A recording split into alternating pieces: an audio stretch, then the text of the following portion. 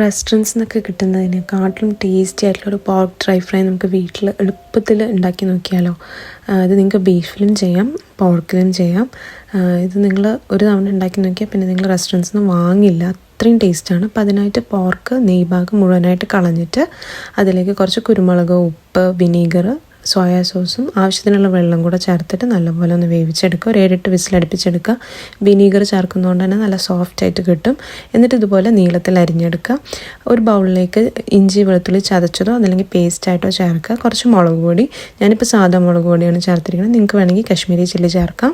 അതിനുശേഷം അതിലേക്ക് കുറച്ച് പെരിഞ്ജീരകം, ഉപ്പ്, കുറച്ച് വിനീഗർ, അതുപോലെ കുറച്ച് സോയാ സോസും കുറച്ച് കോൺഫ്ലവറും കൂടെ ചേർത്തിട്ട് നല്ലപോലെ പേസ്റ്റ് ആക്കിയിട്ട് ഇതുപോലെ ഒരു ബാറ്ററാക്കി എടുക്കുക. അതിലേക്ക് ഈ പോർക്ക് നല്ലപോലെ ഒന്ന് കോട്ട് ചെയ്തെടുക്കുക.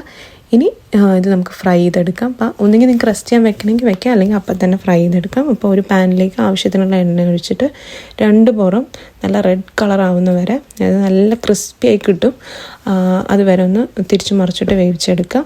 അപ്പോൾ ഒരു 5 മിനിറ്റ് കൊണ്ട് തന്നെ ആയി കിട്ടും, കാരണം നമ്മൾ ഓൾറെഡി കുക്ക് ചെയ്തതാണല്ലോ. അപ്പോൾ ഇത് മുറുകി തുടങ്ങുന്ന സമയത്ത് കുറച്ച് പച്ചമുളക് കീറിയതും വെളുത്തുള്ളിയും അതുപോലെ കുറച്ച് കരിവേപ്പിലയും കൂടെ നീളത്തിൽ അരിഞ്ഞിട്ട് ചേർക്കാം. ആ സമയത്ത് ഒരു അടിപൊളി സ്മെല്ല് വരും.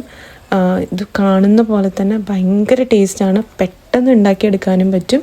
കുക്കറിൽ ആവുന്ന സമയം കൊണ്ട് നമ്മൾ ബാറ്റർ റെഡിയാക്കുക, അതിലേക്ക് ഇടുന്നു, വറക്കുന്നു, അത്രേ ഉള്ളൂ. അപ്പോൾ അത്ര എളുപ്പത്തിൽ നമുക്കിത് ഉണ്ടാക്കാം. ഇത് പോർക്കാന്ന് നമ്മൾ പറഞ്ഞാൽ മാത്രമേ മനസ്സിലാവുള്ളൂ. ഇതുപോലെ തന്നെ നിങ്ങൾക്ക് ബീഫിലും ചെയ്യാം, പോർക്ക് കഴിക്കാത്തവരാണെങ്കിൽ. പക്ഷെ എന്തായാലും നിങ്ങളൊന്ന് ട്രൈ ചെയ്ത് നോക്കണം, എന്തായാലും ഇഷ്ടമാവും. അടിപൊളി റെസിപ്പിയാണ്, മസ്റ്റ് ട്രൈ ആണ്.